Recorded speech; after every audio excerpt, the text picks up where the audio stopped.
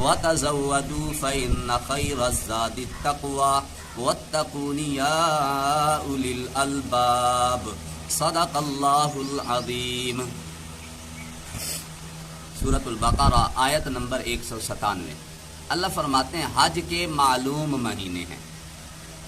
فمن فرض فیہن الحج، جس نے ان مہینوں میں حج کو لازم کر لیا، فلا رفث، پھر اپنی عورت سے بے حجابی نہ ہو، اپنی بیوی سے وہ بے حجاب نہیں ہوا، ولا فسوق، نہ ہی فسق اور نہ فرمانی کی کوئی بات کرے، نہ کوئی کام کرے، ولا جدال فی الحج، نہ ہی حج کے اندر لڑائی جھگڑا کرے، وما تفعلوا من خیر، اللہ کہتے تم جو بھی حج کے دوران بھلائی کرو گے، یعلمہ اللہ، اللہ اس کو جانتا ہے، وتزودوا، زاد راہ لے لیا کرو، سفر کا سامان لے لیا کرو، فإن خیر الزاد التقوی، بے شک بہترین زاد راہ تقوی ہے، واتقون یا اولی الالباب، اللہ فرماتے ہیں اے عقل والو مجھ ہی سے ڈرو۔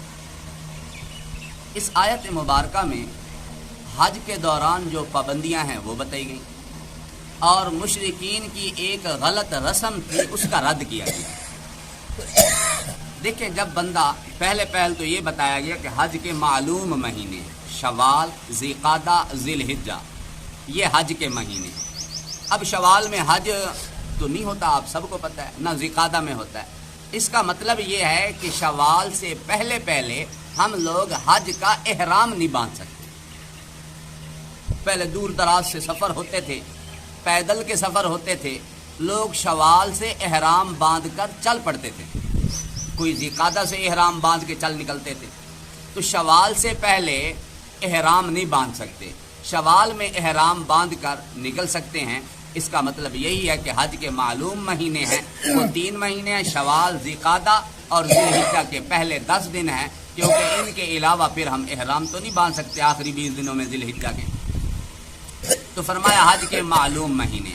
اب جس نے ان مہینوں میں حج کو لازم کر لیا، اب اس پر پابندیاں ہیں، اپنی عورت سے بے حجاب نہیں ہو سکتا، کوئی اس قسم کی شہوت کی باتیں نہیں کر سکتا، کوئی بوس و کنار نہیں کر سکتا، یہ پابندیاں ہیں۔ جس طرح بندہ نماز کے لیے جب تکبیر تحریمہ کہہ لیتا ہے، پابندیاں انسان پر لاگو ہو جاتی ہیں، بات نہیں کر سکتا، کھا نہیں سکتا، پی نہیں سکتا۔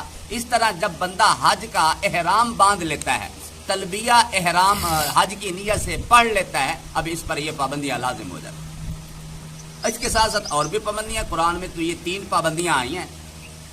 خوشبو نہیں لگا سکتا، اپنے بال نہیں توڑ سکتا، بال ترشوا نہیں سکتا، ناخن نہیں کاٹ سکتا، سلے ہوئے کپڑے نہیں پہن سکتا، شکار نہیں کر سکتا۔ عورت سلے ہوئے کپڑے تو پہن سکتی ہے، تو مرد ہے اس کے یہ حکم ہے منہ اور سر اس پر کپڑا نہیں ڈال سکتا۔ عورت سر پہ تو دوپٹہ پہنے گی لیکن اپنے چہرے پر کپڑا نہیں ڈال سکتی۔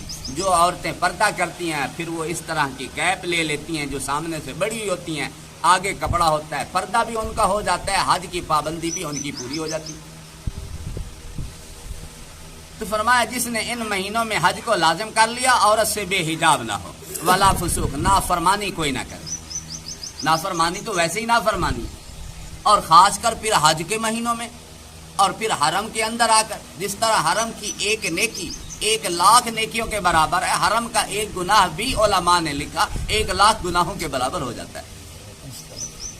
تو اس لیے فرمایا حرم میں ولا فسوق کا، فسق و نافرمانی نہ کریں، ولا جدال فی الحج، حرم میں حج کے دوران لڑائی جھگڑا نہ کریں، کیونکہ حج کے دوران ہر قسم کے آدمی سے واسطہ پڑتا ہے، سابقہ پڑتا ہے، پوری دنیا سے آئے ہوئے لوگ ہوتے ہیں، مختلف مزاجوں کے لوگ ہوتے ہیں، اور ہر طرف بھیڑ ہوتی ہے، رش ہوتا ہے، لہذا لڑائی جھگڑا کا تو میں کا خطرہ ہوتا ہے۔ اللہ نے پہلے ہی حکم دے دیا لڑائی جھگڑا نہیں کرنا۔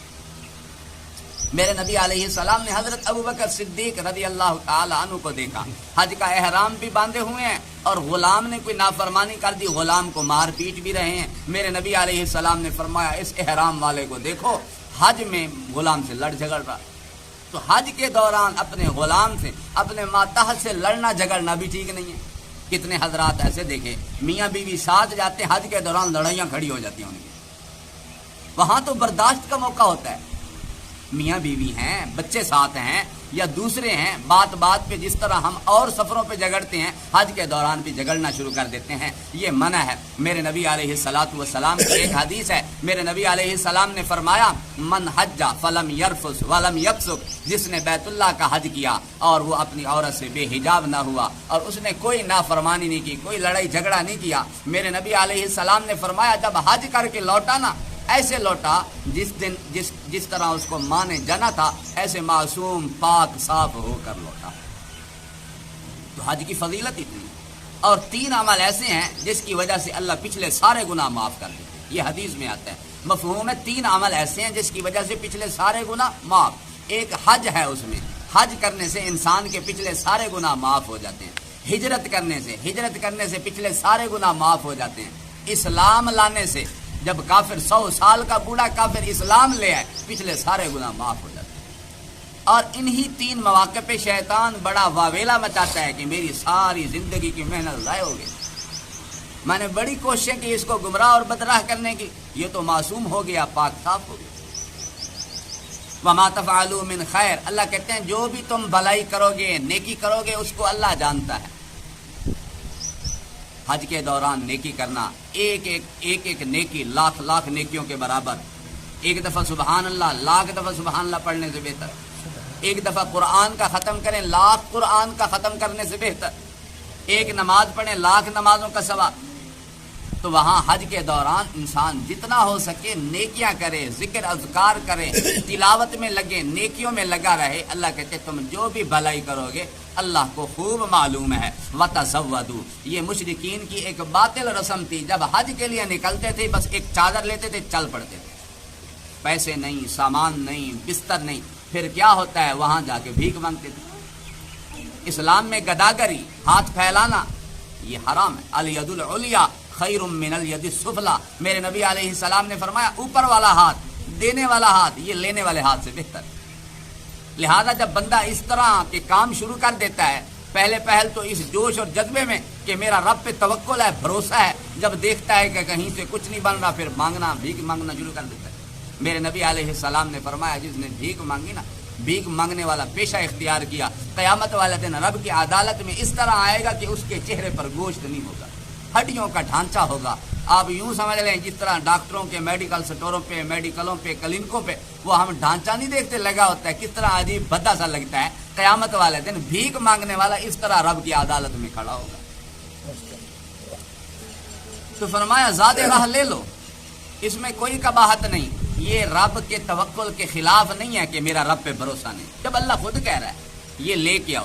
فرمایا بہترین زاد راہ تقویٰ ہے، بہترین زاد راہ، متقی ہو، تقویٰ ہو، انسان ہر گناہ سے بچے، یہ بہترین زاد راہ ہے۔ اللہ نے فرمایا اے عقل والو مجھ ہی سے ڈرو، جب تم نے حج اپنے اوپر لازم کر لیا، احرام باندھ لیا، تلبیہ پڑھ لیا، ان پابندیوں کو اختیار کرو، ان گناہوں سے، ان چیزوں سے جن سے منع کیا گیا اپنے آپ کو بچاؤ، مجھ سے ڈرو۔